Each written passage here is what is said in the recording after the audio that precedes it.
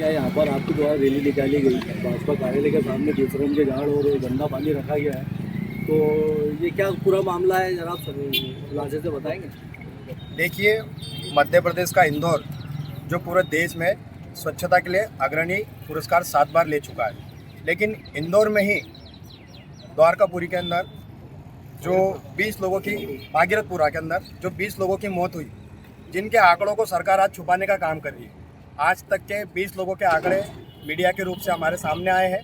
लेकिन सरकार 6 लोगों पर ही जाकर अटक गई है, जिसके विरोध में युवक कांग्रेस ने आज ये प्रदर्शन किया और भाजपा सरकार पूरी तरीके से इस प्रदेश में बेशर्म हो चुकी है। इसी के लिए हमने प्रतीकात्मक रूप से बेशरम के फूल और बेशरम के पेड़ लेकर के उनके कार्यालय के सामने लगाए,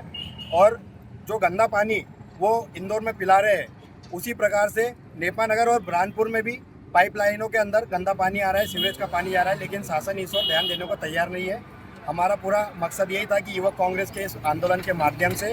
हम उन्हें चेताएं एवं मजबूर करें कि वे पानी की व्यवस्थाएं आम जनता के लिए ठीक करें, और साथ ही जो मृत 20 लोग हैं उनके परिवार को शासन 1-1 करोड़ की सहायता प्रदान करे। के द्वारा किस मामले में भाजपा कार्यालय के सामने बेशरम के पेड़ लगाए गए हैं और घंटा मंत्री के नाम से जो पूरे मध्य प्रदेश में भाजपा सरकार के खिलाफ में युवक कांग्रेस, एनयूसीआई कांग्रेस सभी का विरोध प्रदर्शन चल रहा है। और जैसा जिस पत्रकार ने बड़ी दमदारी के साथ में उनसे सवाल पूछा गया, तो उस पत्रकार के साथ में जो अभद्र व्यवहार किया गया विजय वर्गीय जी का, वो बड़ा निंदनीय था। और आम जनता के प्रति भाजपा की सरकार का जो उनका कर्तव्य बनता है, उस कर्तव्य से दूर भाग रही है भाजपा सरकार। मध्य प्रदेश में बड़ा ढिंढोरा पीटा जाता है इंदौर का, और इंदौर में ही अब जैसे मीडिया में आ रहा है कि 20 लोगों की मृत्यु हो चुकी है, मगर 20 से ज़्यादा लोगों की मृत्यु वहाँ हो चुकी है। हमारे विपक्ष के नेता भी वहाँ गए, जीतू पटवारी जी गए, मगर वहाँ पे इनके साथ भी सरकार का और प्रशासन का व्यवहार बहुत अच्छा नहीं था, क्योंकि इन लोगों ने जो गलतियाँ की है उस गलतियों को छुपाने के लिए जो कुछ मीडिया को दबाना भी चाहते हैं, बाकी कई मीडिया है जो इनके खिलाफ में भी बोल रही है। तो हम इसीलिए भाजपा सरकार का विरोध करने के लिए आज हमने ये प्रदर्शन किया युवक कांग्रेस के माध्यम से, और उन मृतक आत्माओं को